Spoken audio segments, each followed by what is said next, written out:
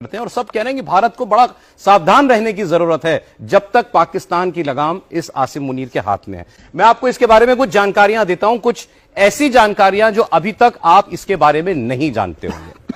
General Asim Munir का background मदरसे का है, अब ये तो सब जानते हैं। इसके पिता एक मौलाना थे और उसी मदरसे में ये आसिम मुनीर जो है वो उसने अपनी शुरुआती पढ़ाई भी की। ये परंपरागत सैनिक नहीं है।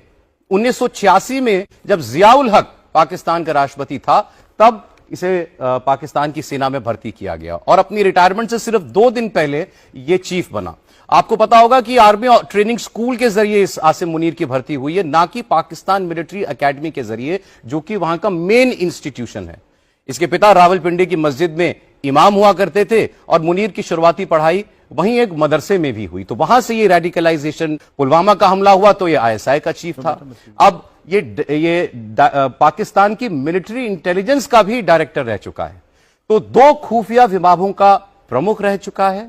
रेडिकल आदमी है, बहुत कट्टर सोच का है। हाफिज कुरान खुद को कहता है, जब बातें करता है तो कुरान की आयतें बार बार अपनी बातचीत में कोट किया करता है और उसी से दुनिया को पता चला कि यह आदमी बहुत खतरनाक है। अब आपको बताते हैं कि इतना खतरनाक क्यों है। क्योंकि यह समझौते पर यकीन नहीं करता, यह सिर्फ और सिर्फ लड़ाई और जंग में यकीन रखता है और भारत के साथ तो हर वक्त। आईएसआई और मिलिट्री इंटेलिजेंस का चीफ रह चुका है, जैसे मैंने आपको बताया। पुलवामा का हमला इसके आईएसआई चीफ रहते हुए ही हुआ था।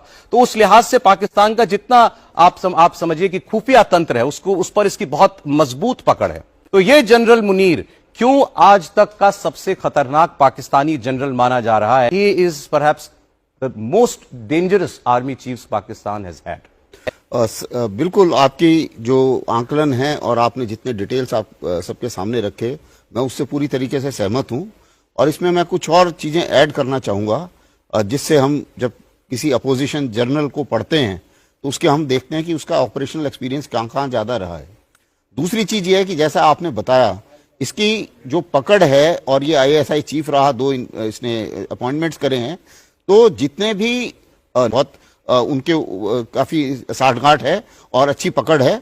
इसकी काफी पकड़ भारत में जितने ये कोलैबोरेटर्स हैं या स्लीपर सेल्स हैं, उनके ऊपर भी इसकी काफी पकड़ है। हादी में से है कि मर जाऊंगा लेकिन सरेंडर नहीं करूंगा, पहली बात। और दूसरी चीज ये है कि समझौते का कोई चक्कर नहीं है।